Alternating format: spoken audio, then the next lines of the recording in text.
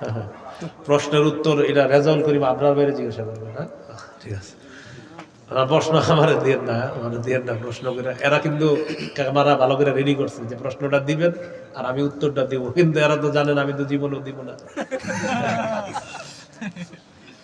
মানে প্রশ্ন উত্তর যে আরিফ বিন হাবিব যখন মাহফিলে প্রথম প্রশ্নের উত্তর দিলেন, এটা কালকে লিখবে, লেখার পরে সবাই বলবে দেখি বাস ব্যবসা একটু হয়ে গেল।